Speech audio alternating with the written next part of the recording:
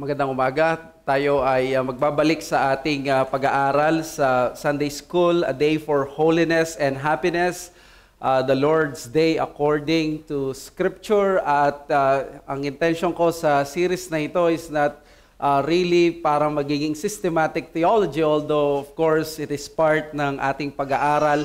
But I want to stress more doon sa beauty and the goodness of God in allowing us and giving us the Lord's Day, which is of course nagsimula sa Genesis at magpapatuloy sa Old Covenant and then even sa New Covenant at maging sa Hebrews may tinatawag siya na we are still expecting a rest from all our labors, and that is of course the consummation. So which means sa lahat ng epochs ang doctrine ng Sabbath or rest is always there. That is why as Reformed Christians, we value and we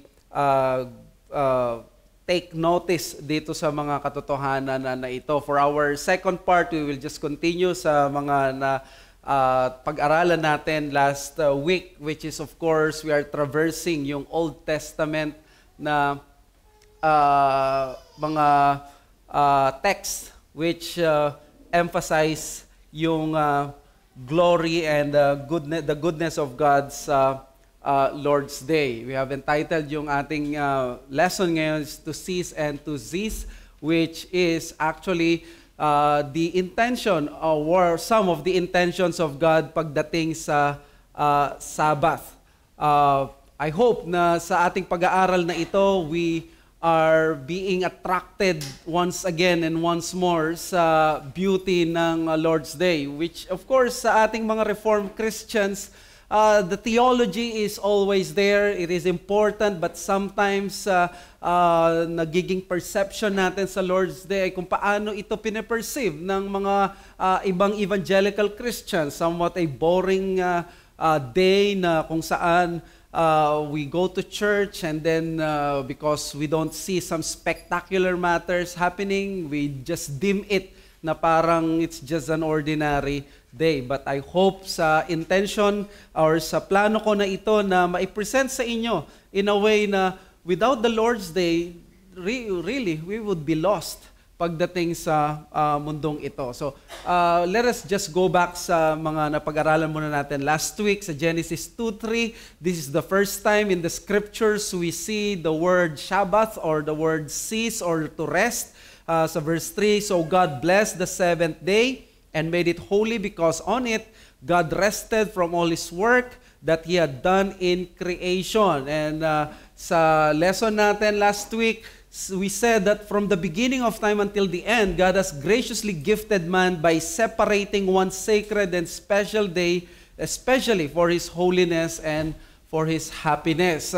Gusto nating mawala yung false dichotomy that to worship God on a Sunday is only about holiness and not happiness, and that happiness is related to some leisure time, recreational time, family time, or even time na mag-mall, mamasyal, at mag-take ng vacation. But you see, mula noon, it has always been the intention of God na gagawa niya ng mabuti ang tao, pero ang tanong, kailan siya gagawa ng napakaraming kabutihan? And of course, the answer is God has set aside a special day where He intends to give a ton of His goodness sa tao, and that is of course the day na ginawa niyang sacred. Sa ating pag-aaral last week, we also saw na ito palang Sabbath na ito is basically ang ibig niya sabihin is a day of rest, and God rested on the seventh day, hindi dahil napagod siya, kundi sinabi niya doon na yung work ng creation ay tapos na, which put Adam, nung nilikha siya sa day 6, ang first full day niya ay yung Sabbath. Ang first full day ni Adam ay pagsamba, hindi pagtatrabaho. So therefore, parang may ka-equivalent siya ngayon sa New Covenant wherein we get to have that worship na first day of the week. Ang pagkakaiba lang natin, kay Adam minsan lang nangyari sa kanya, tayo every week, we experience that the first fruit of the whole week is given to God. And then we also tried to navigate yung Genesis 2:15 ng common interpretation doon. Si Adam ay dinala sa Garden of Eden para magtrabaho lang, magbungkal.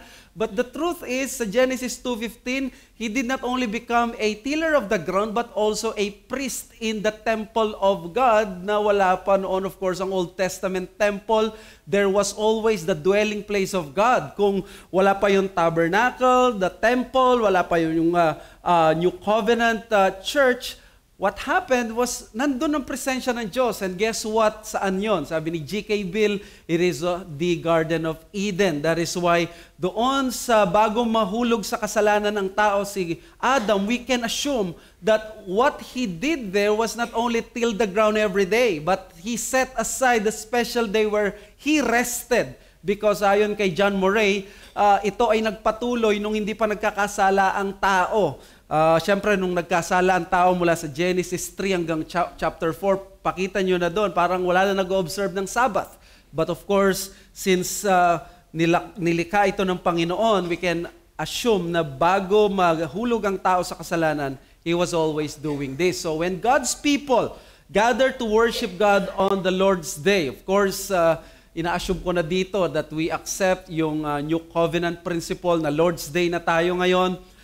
Bagamat the Sabbath has perpetuated as a principle, as the fourth commandment na moral law, pero ang nangyayari pala is earth and heaven meet in joyous and glorious worship of the triune God, because that's what happened kay Adam.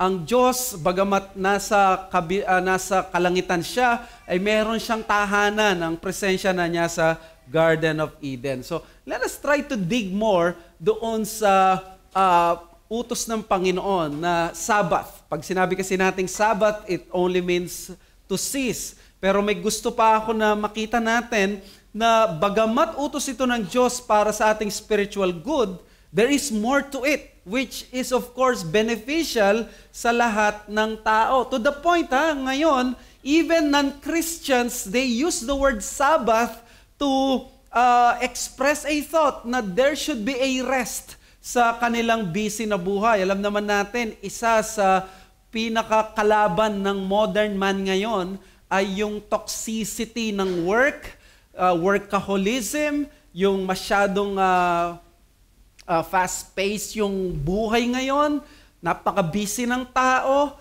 That's why everyone always wants rest, vacation. And that is what makes also yung subject natin very interesting and very attractive. So, tingnan natin dito, that the word Sabbath means to rest or to cease only means that God intends man to have a day that is different from the others. Kaya tingnan nyo, bago pa dumating ang fourth commandment, meron ng seventh day, meron ng special day, meron ng a day that is unlike the other days. 6 days ng creation, pero doon sa 7 days na nilikha ng Diyos, 1 day was very different. Kaya sa Hebrew, that is the word Shabbat, that is 7th day of the week, that is the time of rest. Maganda yung sabi ni Kevin DeYoung, ang Sabbath, it means it is the ceasing day. It is the stopping day. So kapag sa plano pala ng Diyos, merong siyang utos at meron siyang disenyo na kailangan tumigil ka sa isang araw. Hindi intensyon at hindi plano ng Diyos magpatuloy ka lang sa trabaho mo. Naku, malaking temptation at malaking dagok ito sa mga tao na syempre nakikita nila every day is an opportunity. Lalo na kung nagsusweldo ka ng malaki. Probably sa atin, marami sa atin tanggap natin itong 1 day rest. But for some people who can earn, for example, millions of money or thousands of money just for 1 day, especially those weekends na kasama doon ng Sunday, this is really a challenging teaching. But again, this is not to really do or to portray God Himself as a strict person, but actually this is an act of goodness. Paano kayang hindi act of goodness? Kung isipin mo, pwede naman tayong utusan ng Diyos na magtrabaho 7 days a week. Di ba? Pwede yun, naplanuhin ng Diyos. Pero lalo na nung na-receive ito, yung Genesis, first time na marinig ito ng tao nung nasa wilderness sila. Di ba sinulat ni Moses ang Torah at most likely sabi ng iba, nagsimula itong isulat at basahin ni Moses sa kanila, let's say nung nasa pitch dark sila sa wilderness habang nasa 40 years sila na paikot-ikot. Yun yung time na sinulat ni Moses ito. And who are these people? These people were slaves. They did not have Sabbath sa Egypt. They only knew yung work at ang ginawa pa ng Egypt sa kanila, lalo pa silang pinahirapan. Kaya kung marinig nila ito na God intends for you na hindi lang magtrabaho, there's more to it, there's more to life than work, this is a welcome blessing. Pero ngayon, sa isang bansa na katulad natin, na minsan in-encourage pa ng mga politicians natin yung indolence. Ang nangyayari is Sunday is the special day para sa ating mga sarili at pamilya na parang napaka-stricto. I was just one of our members messaged me yesterday, nagpaalam siyang hindi a-attend. And of course, I said, Mami, miss ka namin. Ang reason is, maraming beses na siyang in-insist na mag-attend siya ng Sunday, pero napagalitan na siya this time. Alam nyo, may advice yung kanyang amo. Ang advice ng kanyang amo is magbalik ka na lang sa Katoliko, napakahirap sa religion nyo. Could you imagine yung ganong pananaw that these people are being persecuted just because of their position on the Sabbath? Tapos tayo, di ba, may kalayaan tayo ngayon ng every Sunday. But some of our people here, meron pala sila ganong mga struggle. Di ba? I just said na buti na lang, hindi mo siya kailangan pakinggan at hindi siya spiritual authority or hindi siya word of God at sa trabaho mo siya sundin. So, the point, by the way, the point here is that the principle of Sabbath is not to hinder man, but to release his true and full potential. A creature whose work is excellent and whose worship is exalting. Not exalting, but exalting. Kumbaga, parang nag-affectionate, de-devote sa Diyos. So, ang aim ko talaga in this lesson is para makita ko na gusto niyo maging well-oiled machine. Not only to glorify God ng Sunday, but this teaching or this lesson is intended for us to bring our sanity back, because this is the design of God and we cannot argue against the wisdom and genius of our Creator. Sabi ni Jeremy Walker, our Chief of Days, there is a close link between the ordinance of work and the ordinance of the Sabbath. God's sovereignty is established over both our strength and our time. This link is reaffirmed in the fourth commandment. Nung sa fourth commandment, binanggit, di ba, 6 days mag-work ka, and then 1 day, magkakaroon ka ng rest. God is telling us na, I don't want you only to work. I want you to work with excellence. I want you to work na hindi ka nagdadabog. Mag-work ka na very excellent ang iyong trabaho at ang iyong craft. Kaya dito, titignan natin, why did God tell us that on a Lord's Day or the Lord's Day, we have to cease? Well, syempre, ang rason is para tayo mag-worship.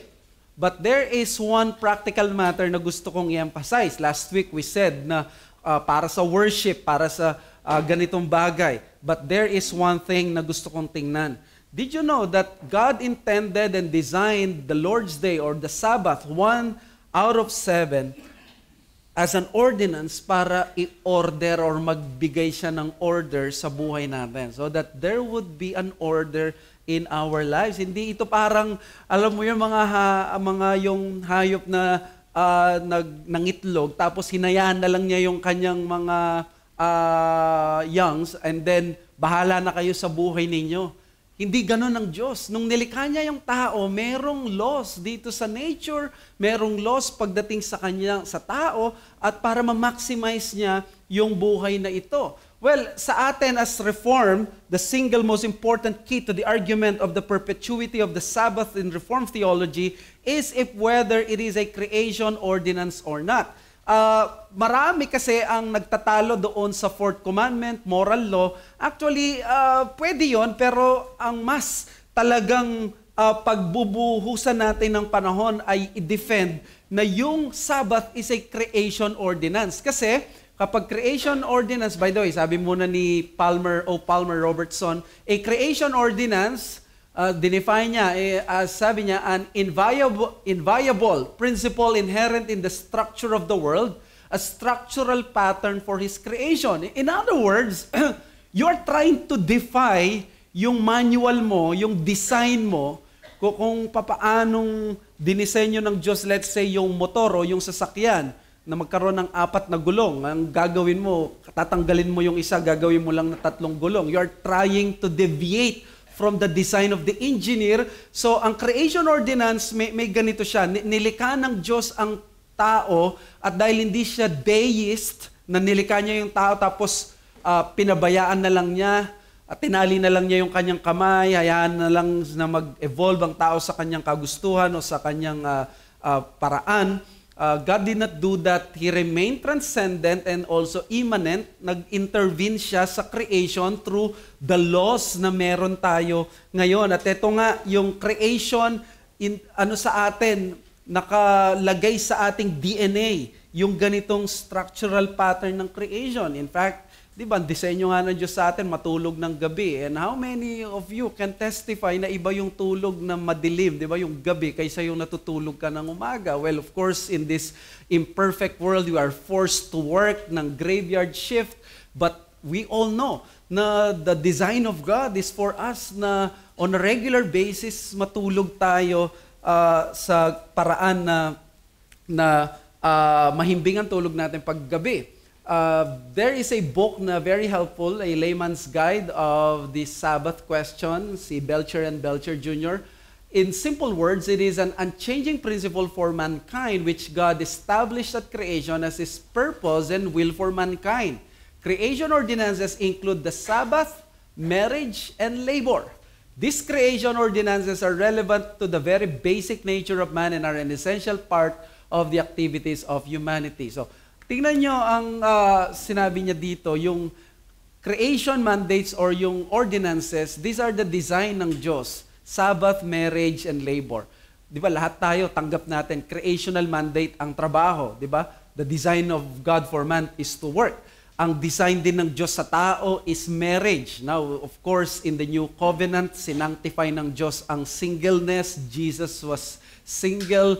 Paul himself was single. In other words, it is not an inferior state, but actually, under normal circumstances, the pattern of God is for man ay mag-asawa. That is the normalcy ng buhay.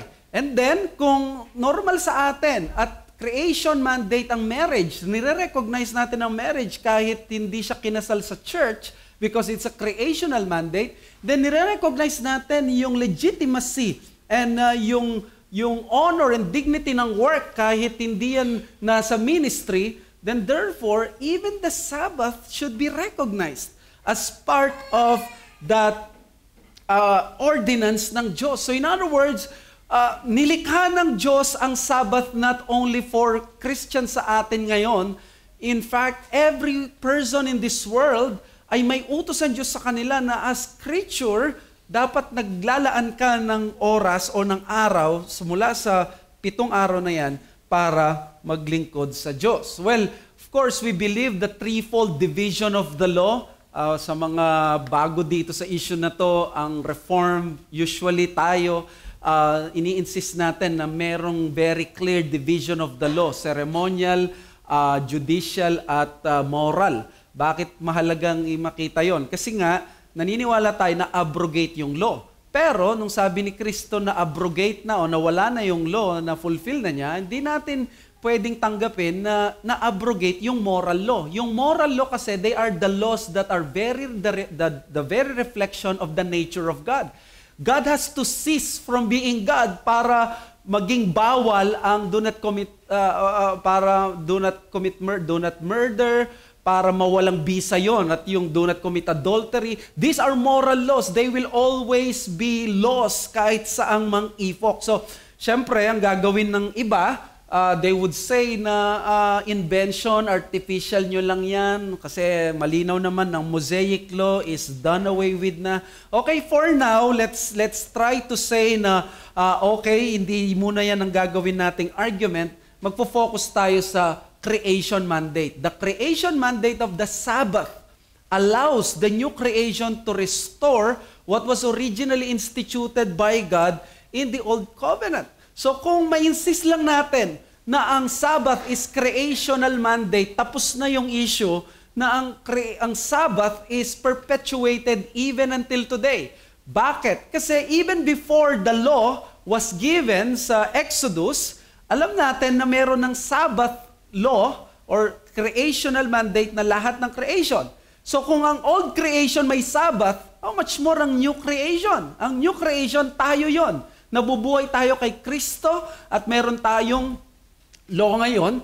And that is, of course, we believe yung law is the same law that was na right sa heart natin, is the same law doon sa Old Testament, which is the moral law. So, ang lesson, gusto kong, by the way, maganda yung sabi ni Sinclair Ferguson, na kung ang covenant daw, ang Sabbath is a creation mandate, then therefore by the virtue of the resurrection of Christ, mai-restore ngayon yung nawala doon sa Old Covenant, which is of course the Sabbath.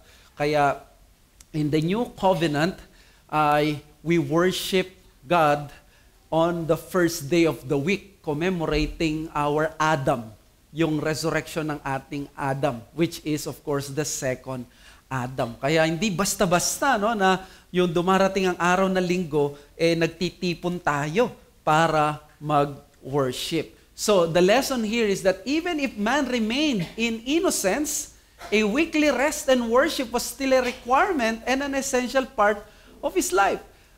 Ewan ko kung nag-grasp natin ng maigi or mas malalim pa itong statement na ito. Isipin ninyo, no? Kung palang hindi nahulog sa kasalanan ng tao, magpapatuloy ang pagsamba niya ng once a week. May isi-separate siyang araw. And this is the time na wala siyang kasalanan. This was the time na wala siyang kasalanan. Kaya napakaganda yung sabi ni John Murray sa Principles of Conduct, even in innocence, man would have required time for specific worship. We are too ready to entertain the notion that religion in a state of sinless or confirmed integrity would have required no institutions as the medium of expression. Our conception of the piety of paradise becomes one of abstract, etherealized mysticism. This conception is not the conception which the data will bear out. There would have been a concreteness to life in paradise and likewise to the worship which paradise would have demanded. This is symptomatic of the kind of ethic which paradise exemplified. And fallen man would need to suspend his weekly labors in order to refresh himself with the exercises of concentrated worship. Let me read that again. Unfallen man would need to suspend his weekly labors in order to refresh himself with the exercises of concentrated worship. Even ang sinless na tao, wala pang kasalanan, nangangailangan siya ng secluded time or day para sa kanyang pagsamba. How much more ito ngayon sa atin? And I think that is a proper challenge sa atin. If Sabbath worship was necessity, as a necessity to a world, in a world without sin, how much more it is now? Itong panahon natin, punong-puno ng kasalanan, hindi lang yung paligid natin, kundi pati yung puso natin. How much more na kailangan natin ng ganitong ihiwalay? O dito siguro sana unti-unting mag-disintegrate na yung argument na pwede naman na sa bahay lang o kaya maglaan ako ng konting oras, naiintindihan naman ako ng Diyos. Pero dito pala na kikita natin, man cannot exist without this regularity na inaalat niya ang isang araw para dito. That is why ang teaching dito is that the weekly Sabbath as a creation ordinance is not only spiritually essential to man, but to the proper ordering of his life on earth. So, again, wala pang kasalanan ng tao, kailangan na niya ng Sabbath. Why? Because to commune with God is essential, but not only that, ang tao kailangan magkaroon siya ng pattern. May order siya sa buhay. Hindi siya pwede maging independent na nulikha siya ng Diyos. Gagawin na lang niya yung gusto niya, no? The doctrine of the sovereignty of God and is the doctrine of creator, yung creature relationship natin, it always tells us na nakabase lang tayo lagi doon sa sasabihin, ididikta at dinisenyo ng Diyos. To deviate from that is an act of rebellion. Ito yung sinabi ni Mark Jones na deicide. It is an act of murdering the deity if we try to pattern our lives not according doon sa kanyang design. Tayo mga Pilipino, very creative tayo, di ba? In fact, nire-risk natin yung design ng mga sasakyan natin, ng mga magagaling na engineers just for the sake ng forma. Totoo ito sa mga motor. Kami ay laging biktima ng mga maiingay na mufflers dyan dahil nasa lapit lang kami ng daan. At even yung mga gulong, lowered, of course, there is that liberty ng tao na gawin niya ito. But sometimes mapapaisip ka, those people minsan sumusobra yung iba na nire-risk nila yung safety o yung nakalagay sa manual, going against the manual para lamang maging maporma at mawala yung ganun. Of course, we say na this kind of decision na endanger yung safety ng tao, ng pamilya mo, yung nakasakay, or even the riding public, it's very foolish. Sa motor lang to. How much more pagdating sa Diyos. So, Sabbath as a creation mandate leads us on how to look at life from the point of view of God, the Creator. Sipin nyo kung walang Sabbath, binigay lang 7 days, ikaw nang bahala. Papaano yan? Anong mangyayari? Magiging mahirap, di ba? Hindi lang mahirap, magiging chaotic. At yun ang buhay kapag wala yung Sabbath. Kaya sabi ni Robert Godfrey, there are some questions in life that a weekly Sabbath alone can answer. Now, again, reminder lang, we are not yet arguing na perpetual yung Sabbath until now. Pero gusto lang natin sabihin, yung genius ng Diyos na nilagay niya itong Sabbath sa Genesis 2, para makita natin, ma-order yung buhay natin at hindi ma-retain yung ating sanity at yung productivity natin. Di ba? For example, how do we structure our life in this God-designed 7-day week cycle? We cannot deny the reality na ang buhay sa mundo with the placing of the earth sa solar system, meron lang siyang 365 days to complete a revolution, and on the 4th year, magiging 366 yan, which only tells us na hindi siya po pwedeng ma-stretch or kumonte. Therefore, wala tayong magagawa dahil binigyan tayo ng Diyos ng isang buwan, the moon, para mag-determine ng yan, yung isang buwan natin, and then iikot yan. Hindi pwede maging 8 araw yung isang linggo. Hindi pwede maging 400 days ang isang taon kasi nakabase tayo dun sa season. In other words, in the providence of God, God intended us na as creatures, na i-structure natin ngayon ang buhay natin sa 7 araw. May mga tao na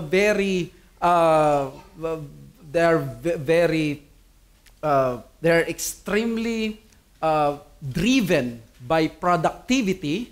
So what they did was, gawin kaya natin na 10 araw yung isang linggo para mas maraming araw yung produksyon. And I think this was exercise, I'm not sure sa French Revolution or even sa Bolshevik Revolution, but they did yung from 7 days naging 10 days para production.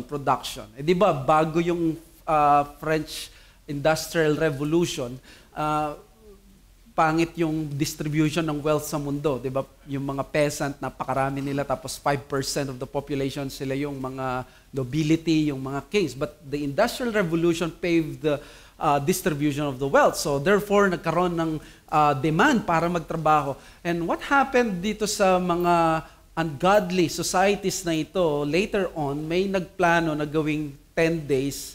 So nagtrabaho sila ng 9. And what happened? Did they become productive? No. Mas nakita nila nakakapagod at hindi kaya ng tao. Why? Because again, this was the design of God na ipapattern natin ang buhay natin sa 7-day week cycle. So in other words, ang magiging application nito ngayon sa atin, kung ikaw ay isang tao na kinikilala mo yung wisdom ng Diyos, ganito ka dapat magplano ngayon sa buhay mo. Huwag ka magpaplano ng parang isang buwan, minsan lang ako a-attend o magwo-worship, o kaya naman sa isang buwan, ganito lang yung magiging buhay ko na parang isang araw lang ako magpapahinga sa isang buwan. That would be going against sa disenyo ng Diyos. And then, the 7-day cycle or yung na may Sabbath, meron din siyang binibigay sa atin na sagot dun sa tanong na kung walang ganito, papaano na yung time natin para sa word and worship natin? Kasi kapag hindi binigay ang Sabbath, ang mangyayari sa atin, pwede na lang sa 7 days nagtatrabaho paunti-unti, isang oras, mag-aaral ka, mag-devotion ka. This is the common answer of many Filipinos, di ba? Mag-worship na lang ako sa kwarto ko or ganito. But you see, with God setting one day aside, sinabi niya, Ops, hanggang dito ka lang. Merong isang araw na hindi mo pwedeng pakialaman. And it would be to your undoing if you would try na kunin pa o nakawin mo yung araw na yon. Again, we're not yet arguing na yung araw na yon naging first day siya. Or sinabi ko lang dito, may disenyo ang Diyos. And then, how do we properly rest given that we regularly work each week? Para sa iba kasi, ang rest nila, iba naman ako, malakas akong tao, di ba? Paano natin i-gauge? What would be the absolute standard na nakakapag-rest yung tao? Oh, God said with that 7th day, ang rest na proper is 1 day out of 7. Yes, of course, pwede kang mag-work ng 6 days a week. You're blessed. If you work 5 days a week, you have time sa mga ibang bagay, but at least, anumang work mo yan, whether Sabado, wala kang pasok sa office, pero nag-work ka pa rin sa family mo, sa vocation mo. But 1 day sa 7 araw na yan, that is the proper rest. At mahalaga to bilang pastor, sa akin bilang pastor. Magagamit ko ngayon ito para i-rebuke ang isang miyembro with the authority of God and with the reason, with the design ng Diyos sa nature na ma-judge ko siya ngayon kung siya ay hindi nag-take ng proper rest. Kasi meron tayong design. Kung walang design, sasabihin ng isang member, okay lang sa akin, nag-worship naman ako sa sarili ko at nagpapahinga, hindi ko naman kailangan yung ganong pahinga. But you see, God made it explicit na yung Sunday, this is the proper day. Or yung 1 day na ito, this is the proper day. And then of course, God did not create a garbage or sanitary landfill. God created a beautiful creation. Napakaganda nito nung sinabi ni Godfrey kasi how do we as creatures created by a beautiful God who knows how to appreciate beauty, how do we appreciate beauty well? Punta ka sa North Korea, makikita mo mga tao, they would not excel in matters like arts, beauty, music. You know why? Because they only think of survival. They would only think, ano yung kakainin ko bukas. The only reason bakit nagsasurvive at na-achieve ang maraming mga wonders sa Western world is because God has blessed them providentially with all the things that they need, that they don't have to always think of survival. They don't have to think na may papatay sa kanila bukas pag ganito.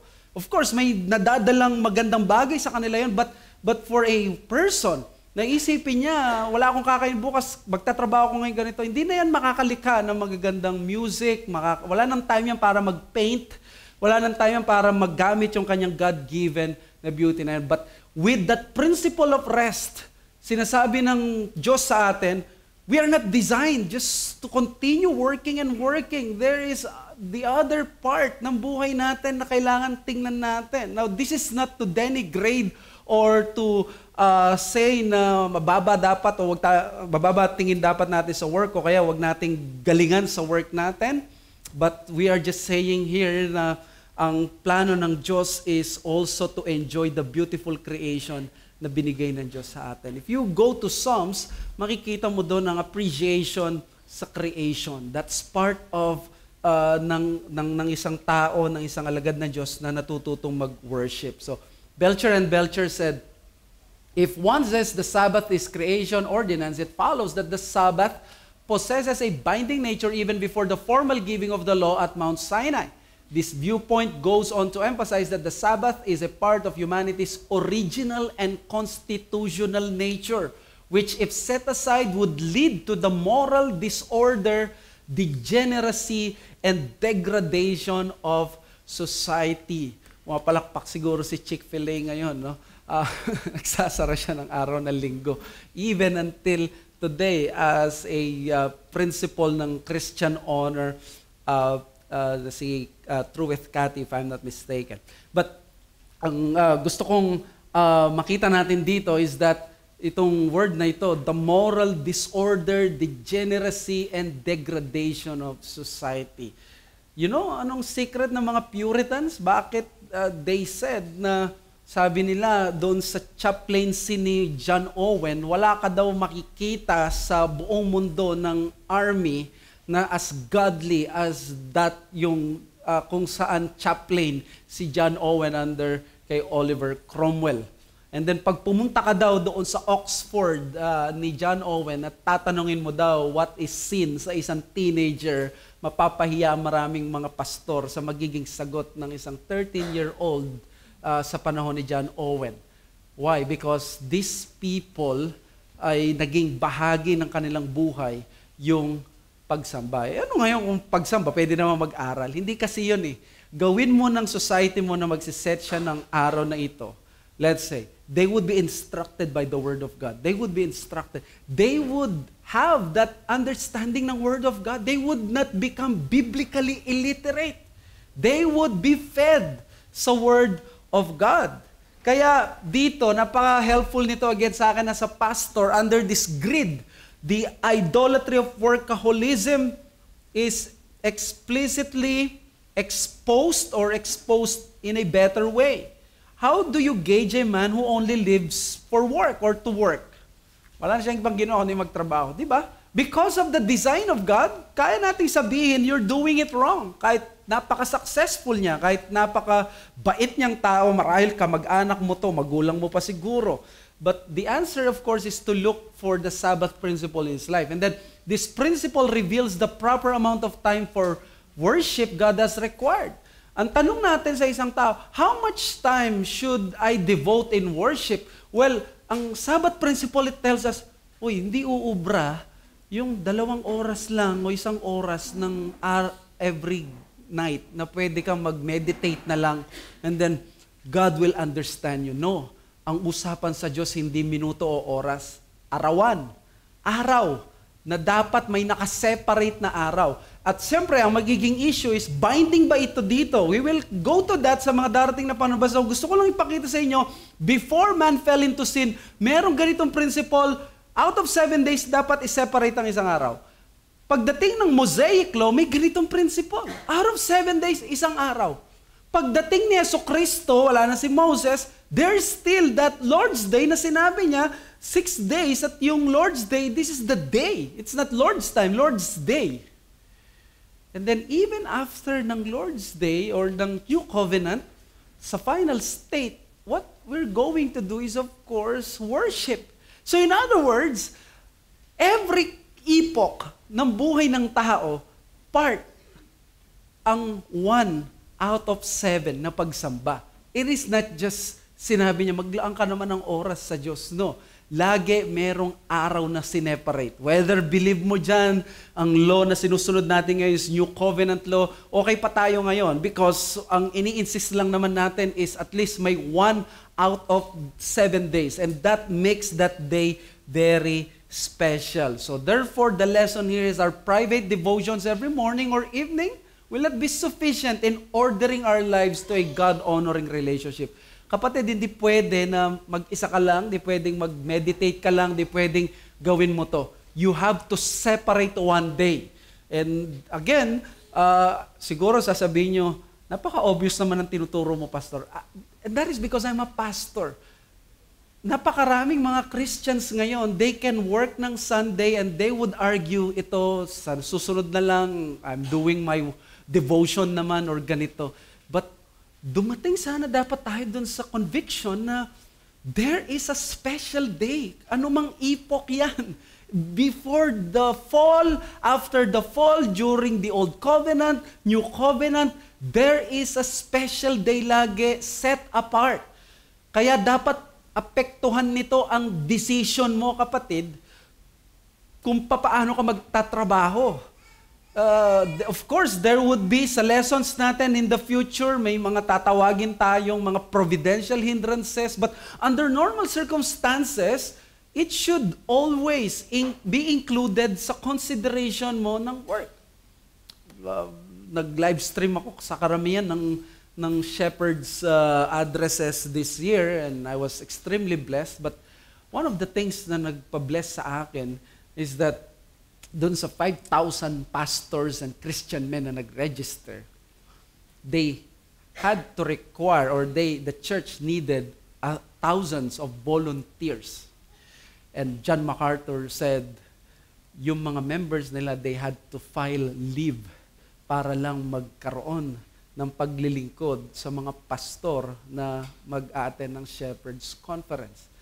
And hindi ka ba mabibless sa mga taong ito? They are willing to file their leave just to become volunteers, not even on a Sunday, but it only shows their hearts.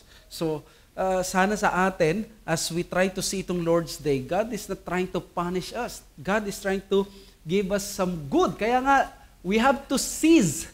We have to cease from working, but we have to seize on that day na binigay ng Diyos sa atin. The Sabbath in the Old Testament is especially directed to the sanctification of God's people. At yun ang gusto kong makita natin. Kanina, let us cease because this is the proper way of ordering our lives. Now, we have to seize the opportunity to be holy, to be sanctified, because serious ang Sabbath. Again, titignan natin ito sa Mosaic Covenant. As I have said sa inyo, may intention, hindi parang maging systematic theology style siya, but we have to discuss yung Mosaic Law. The Sabbath law from creation is now codified in the Mosaic Law. Moses rooted the Sabbath keeping to Israel's freedom from slavery. Bagamat syempre, nandun na yung creation mandate, pero nag-refer siya ngayon sa salvation na binigay ng Diyos. Look at that, Deuteronomy 5:15. You shall remember that you were a slave in the land of Egypt, and the Lord your God brought you out from there with a mighty hand and an outstretched arm. Therefore, the Lord your God command you to keep the Sabbath day. So please take note of the word therefore. So may relationship. Why do you have to keep Sabbath? Because God saved you from Egypt. So that's it. So it became a sign of God's covenant with His people. That is Exodus 31:13. In other words, ng sign, this is an indication that you are part of the covenant people, na meron kang ganitong care at celebrate ng Sabbath. And this sign meant that God would take care of His people if they trust Him. And then the trust will be evident in taking rest on the Sabbath from their usual work and attending their sacred assembly. Sabi ni Kevin DeYoung, there were the twin engines of the Sabbath, worship and rest. The two were inextricably linked in the Old Testament. We rest so that we might be free to worship God, and we give God worship in part by trusting Him enough to rest. Kaya bakit daw pag Sunday nakakapagod gusto ng Diyos mag-rest. We rest spiritually. Yung kaluluwa natin, bombarded by sin. Yung regularity at monotony lang ng Monday to Saturday sa New Covenant, di ba? Sabihin na natin, puro anghel ang mga katrabaho mo. Let's just assume. Wala silang nagagawang kasalanan. Mapapagod ka pa din kasi pumapasok ka araw-araw. Diba? Sinabi nga ng iba, nung nag-pandemic, siguro kung mag-work from home lang kami, siguro mawawala tong stress na to, hindi na kami pupunta sa work. Tanungin nyo si Misha. Yung mga nag-work from home na ngayon. Diba? Kakaibang stress ang dumating sa kanila. Kakaibang thorn and thistles in a different mode lang at expression. Kaya sabi ng iba, may narinig ako, nakakaingit naman itong mga basketball players na ito. They are being paid just by playing. Oh no, they are not only playing, they are working. At napakahirap ng ginagawa nila, lalo na pag hindi natin nakikita yung mga ginagawa nila exercise. Ikaw nga, mag-jumping jack lang, hirap ka na. Yung sa kanila, doon sa gym, tapos yung discipline sa pagkain. LeBron is spending $2 million every year para lang sa kanyang katawan, para hindi siya makapaglaro minsan. But I'm just saying na these people, they are doing what is very stressful. They are pushing their bodies to the limit, but they do it anyway. How much more sa atin? Diba? So Isaiah 58:13-14, I hope I can go back dito. I want to have a different lesson dito sa delight word na ito. Because that's my intention. Sabi niya sa verse 13-14, if you turn back your foot from the Sabbath, from doing your pleasure on my holy day, and call the Sabbath a delight, and the holy day of the Lord honorable, then you shall take delight in the Lord, and I will make you ride in the heights of the earth. I will feed you with the heritage of Jacob your father, for the mouth of the Lord has spoken. Sa Leviticus 23:3, the 6 days shall work be done, but on the 7th day is a Sabbath of solemn rest, holy convocation. You shall do no work. It is a Sabbath to the Lord in all your dwelling places. So the point is that God deems the principles of rest and worship of His people very important. At may dalawang lessons tayo. The Sabbath is a sign of God's creative purposes and saving grace to sanctify His people. So this is the thing that we have to seize. Huwag kayo maniwala na pupunta kayo sa church, magbabanal-banalan kayo, hindi naman nakukuha dyan ng kabanalan na sa puso. No, kabanalan, nakukuha sa pagsimba, nakukuha yan, nasa-sanctify tayo through the preaching of the word, through the means of grace. Pinapadala ng Diyos dyan. Okay? Then lesson number 2, breaking the Sabbath is a serious sin for the Israelites. At gusto ko lang na maramdaman natin kahit papaano yung feeling ng mga Israelites as I end here. Ano ba yung feeling nila? Lalo na, bakit ganito katindi yung Sabbath? Malalaman natin yung bigat ng Sabbath when we just see yung mga verses sa Bible about their profanity. And by the way, yung ginamit na word sa breaking the Sabbath is a special word na hindi ginamit pagdating sa adultery, sa murder. Ginamit lang ito pagdating sa Lord's Day and even doon sa relationship natin sa Diyos. Profanity, profaning. This is a word na very special.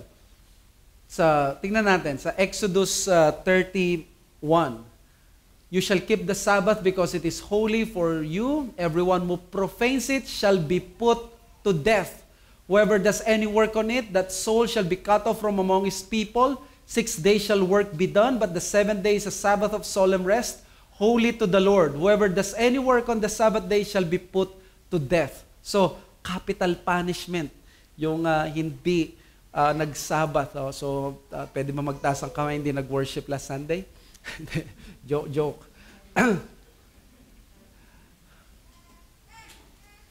Isaiah 56:2, blessed is the man who does this, and the son of man who holds it fast, who keeps the Sabbath, not profaning it, and keeps his hand from doing any evil. Tingnan nyo, in-equate yung profaning the Sabbath sa doing evil. Hindi magaan na bagay ang pag-break ng Sabbath sa Old Testament. Isaiah 56:6, and the foreigners who join themselves to the Lord to minister to Him, to love the name of the Lord, and to be servants, everyone who keeps the Sabbath and does not profane it. Nandun yung word na profane ulit. Next. Ezekiel 20:13, but the house of Israel rebelled against me in the wilderness. They did not walk my statutes, but rejected my rules, by which if a person does them, he shall live, and my Sabbaths shall they greatly profane. Then I said, I will pour out my wrath upon them in the wilderness to make a full end of them. Gaganti ang Diyos. Di ba? Ito yung wrath. And then next, Ezekiel 20:16, because they rejected my rules and did not walk in my statutes and profaned my Sabbaths, for their heart went after their idols. And then next, Ezekiel 20:21, but the children rebelled against me. They did not walk in my statutes and were not careful to obey my rules, by which if a person does them, he shall live. They profane my Sabbath. Then I said, I would pour out my wrath upon them and spend my anger against them in the wilderness.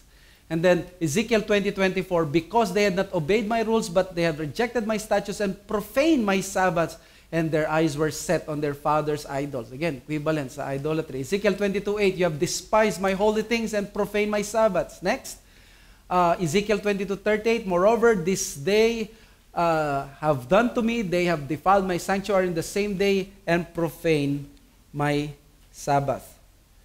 Okay, next. Nehemiah 13:17-18, then I confronted the nobles of Judah and said to them, what is this evil thing that you are doing?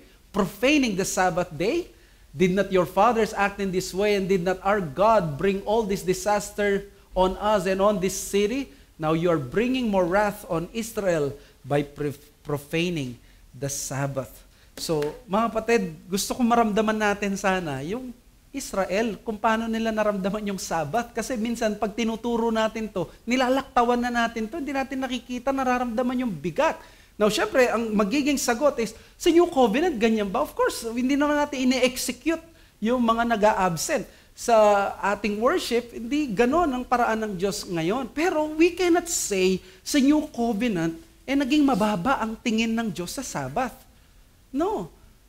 Kung pwede nga, sasabihin natin sa New Covenant, mas malalim at mas glorious ang Sabbath keeping natin because of Christ. Which all the more na dapat magbigay tayo ng due diligence at pagpapahalaga dito. So, my conclusion for this lesson is, and by the way, basahin ko lang muna si Jeremy Walker. It is one of God's regular complaints against Israel that they desecrate the day that He has given to them for specific purposes.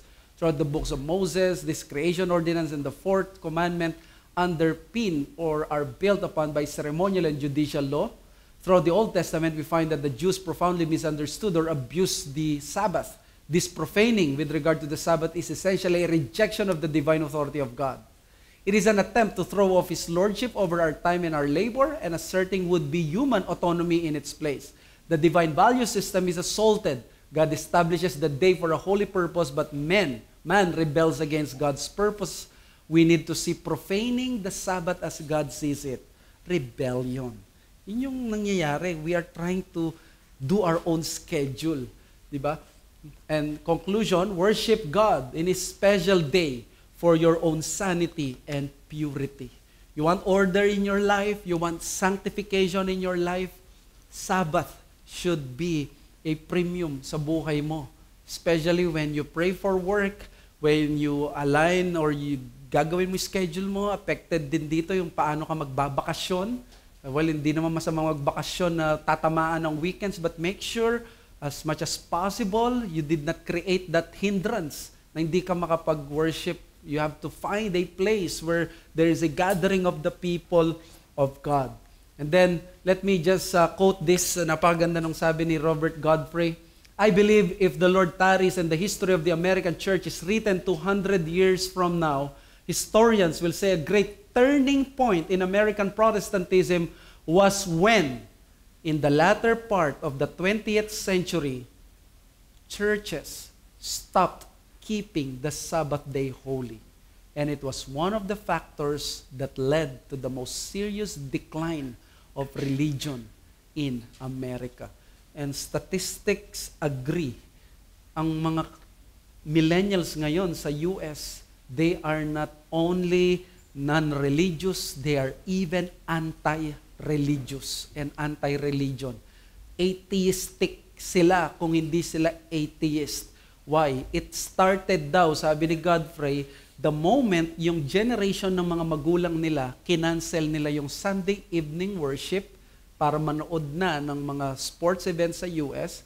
And then not only that, na naging paunti ng paiksi yung mga services to the point na hindi na nasanay yung generation na magsimba ng araw na linggo. And that is a profaning of the Sabbath. So sana hindi mangyari ito sa atin na magiging turning point itong ganitong practice sa mga families natin. Any question sa ating napag-aralan? Or thoughts?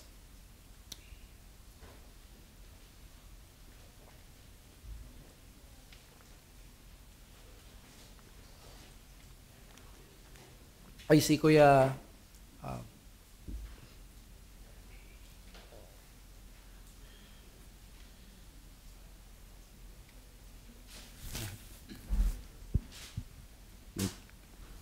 Thank you po pa sa lesson.